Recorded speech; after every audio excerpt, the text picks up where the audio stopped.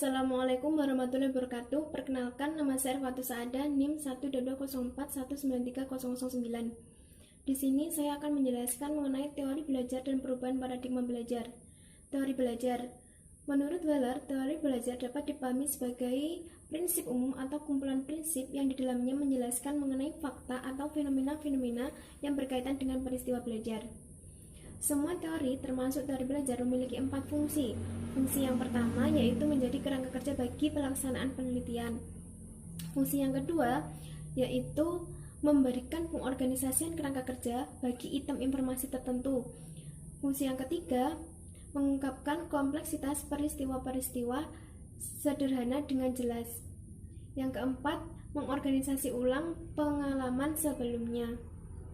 Dalam sejarah perkembangan teori belajar, setidaknya telah terjadi 3 kali pergantian paradigma. Paradigma yang pertama yaitu paradigma behavioristik. Paradigma behavioristik lebih menekankan pada sesuatu perilaku yang dapat dilihat tanpa memperhatikan proses-proses internal yang terjadi di dalamnya. Paradigma yang kedua yaitu paradigma kognitif. Paradigma kognitif lebih menekankan pada potensi perilaku. Yang ketiga adalah paradigma konstruktivis, memandang belajar adalah proses konstruksi pengetahuan oleh individu dari pengalaman. Teori-teori belajar behavioristik. Ada banyak sekali teori yang dapat digolongkan dalam paradigma behavioristik. Namun di sini ada 3 yang terkenal. Yang pertama yaitu teori koneksionis. Teori koneksionis ini ditemukan dan dikembangkan oleh Edward Tordick. Menurut Tordick, seluruh kegiatan belajar adalah didasarkan pada jaringan asosiasi atau hubungan yang dibentuk di dalam stimulus dan respon. Asumsinya bahwa otak siswa dapat menyimpan jejak-jejak mental dalam suatu situasi. Tordick juga membuat 3 rumusan hukum belajar. Yang pertama yaitu law of readiness atau hukum kesiapan. Maksudnya adalah belajar harus dengan kesiapan oleh individu. Karena jika individu itu siap, maka hasilnya akan memuaskan. Namun jika individu itu tidak siap, maka yang diperoleh adalah kegagalan. Dan kegagalan tersebut dapat memicu adanya frustasi. Oleh sebab itu, sekolah tidak dapat memaksa siswanya untuk belajar jika mereka tidak siap, baik itu secara psikologis maupun secara biologis. Yang kedua yaitu law of exercise atau hukum latihan.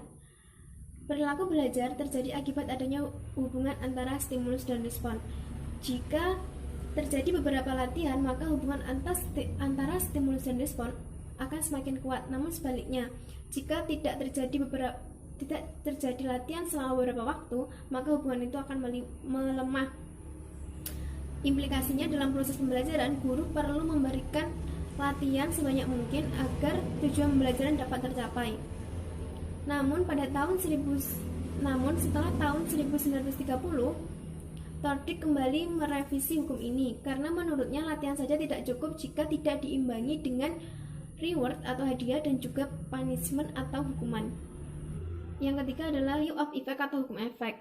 Jika sebuah respon menghasilkan efek yang menyenangkan, maka hubungan antara stimulus dan respon akan semakin kuat.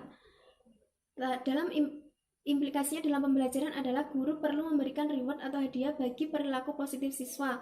Namun sebaliknya, jika siswa tersebut melakukan perilaku negatif, perlu diberikan hukuman. Namun pada tahun 1930, Tordick kembali lagi merevisi hukum ini karena menurutnya hadiah lebih besar pengaruhnya daripada hukuman. Meskipun Tordick telah berusaha semaksimal mungkin untuk menyempurnakan teori ini, pada kenyataannya masih terdapat beberapa kelemahan, yaitu teori ini lebih menekankan bagaimana guru mengatur belajar siswa, bukannya malah mengatur bagaimana siswa itu belajar. Tetapi pada kenyataannya, saat ini masih banyak sekali guru yang menggunakan teori-teori Tordick dalam proses pembelajaran.